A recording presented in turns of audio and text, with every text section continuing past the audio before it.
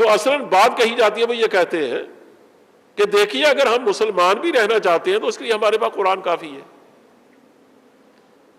قرآن کریم لے کے نبی کریم صلی اللہ علیہ وسلم تشریف لائے تھے, اللہ کے رسول پر لوگ ایمان لائے, اللہ پر آئے, آخرت پائے اور قرآن کریم پر ایمان لائے تو مسلمان ہو گئے.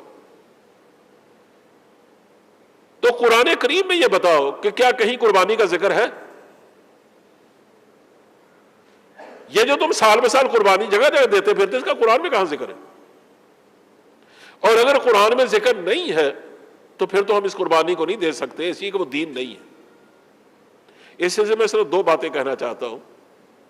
پہلی بات تو یہ کہ قرآن کریم میں اس کا ذکر ہے. اب تم نے نہ پڑھا ہو قرآن تو اس کا کیا علاج؟ قربانی تو اس قدر اہمیت کی چیز ہے, یاد رکھو کہ اس کی اتنی لمبی عمر ہے جتنا انسان کی عمر ہے. ہمیں قرآن کریم نے یہ بتایا وَاتْلُ عَلَيْهِمْ نَبَأَ ابْنَيْ آدَمَ بِالْحَقِّ, ان کو آدم کے دو بیٹوں کا قصہ سناؤ. ہم پہلے انسان جو دنیا میں آئے وہ حضرت آدم ہے, اس کے بعد دوسری نسل ہے تو ان کی اولاد ہے. ان کے دو بیٹوں میں یہ قصہ پیش آیا, اور وہ قصہ کیا ہے؟ اِذْ قَرَّبَا قُرْبَانًا, جب دونوں نے ایک قربانی پیش کی. ایک نے ایک میڑا ذبح کیا, کوئی جانور, اور دوسرے نے اپنی فصل کا ایک حصہ, یعنی کوئی غلہ, کوئی اس طرح کی چیز, وہ کاٹ کر وہ لے گیا. دونوں نے قربانی پیش کی. قربان کا جو لفظ ہے نا, یہ عید قربان جو ہم کہتے ہیں, یہ یہی چیز ہے اصل میں. قربان اس چیز کو کہتے ہیں یا قربانی اس چیز کو کہتے ہیں جو اللہ کا تقرب حاصل کرنے کے لیے, اس کے رضا کے حصول کے لیے جو بھی نیکی کی جاتی ہے. اس کا مطلب یہ ہے کہ اللہ کے رضا کے حصول کے لیے کچھ خیرات کرنا, اللہ کے حضور پیش کرنا, اور وہ جانور بھی ہو سکتا تھا, کوئی دوسری چیز بھی. اس کا تصور تو ہمیں آدم کے بیٹوں میں ملتا ہے. آپ کیسے کہتے ہیں یہ قربانی کہیں نہیں پائی جاتی مذہب؟ اس کی عمر تو میں نے بتایا انسان جتنی لمبی ہے. یہ تو ہے مطلق قربانی کہ آپ اللہ کے حضور کوئی چیز بھی پیش کریں, خیرات کریں, وہ قربانی ہے, بشرطے کہ آپ کی نیت یہ ہو کہ اس سے میں اللہ کا قرب چاہتا ہوں, اس سے میں نیکی کمانا چاہتا ہوں, وہ قربانی ہے. لیکن وہ قربانی جس کا حکم دیا گیا ہے اور جس کو سنت ابراہیم بتایا گیا ہے, وہ قربانی صرف جانوروں کی ہے. اور یہ قربانی جانوروں کی ابراہیم علیہ السلام کے زمانے سے خیر شروع ہوئی, جس کی ہم پیروی کرتے ہیں. اس سے پہلے بھی پائی جاتی تھی, کیونکہ جب سے امت وجود میں آئی ہے, قرآن کہتا ہر امت کے لیے ہم نے قربانی لازم کی تھی. اور قربانی کس چیز کی لازم کی تھی؟ جانوروں کی. وَلِكُلِّ أُمَّةٍ جَعَلْنَا مَنْسَكًا, ہم نے ہر امت کے لیے لازم ٹھہرائی تھی منسک یعنی قربانی.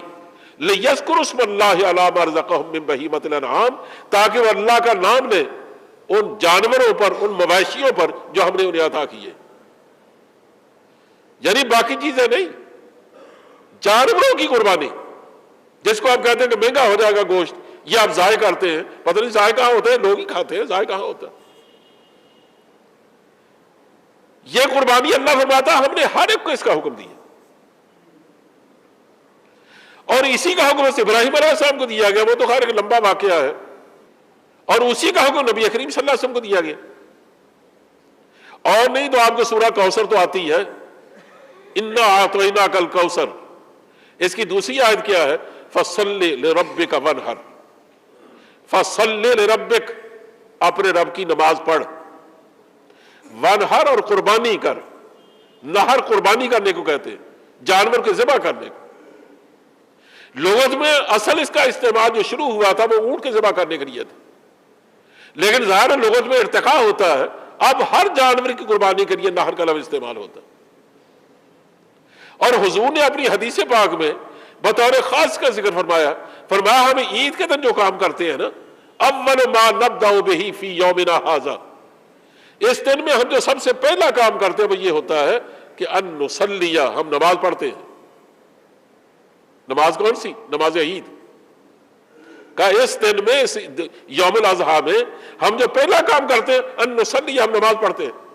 ثم نرجع, پھر ہم واپس آتے ہیں. فننحر, اس کے بعد ہم جانور ذبح کرتے ہیں. فمن فعل ھذا یا فن فعل ذلك فقد اصاب سنتنا، جس آدمی نے بالکل اسی طرح کیا کہ پہلے نماز عید پڑھی اور اس کے بعد قربانی دی، اس نے ہماری سنت کو پا لیا۔ اس سے بڑھ کر اور کیا ثبوت چاہیے؟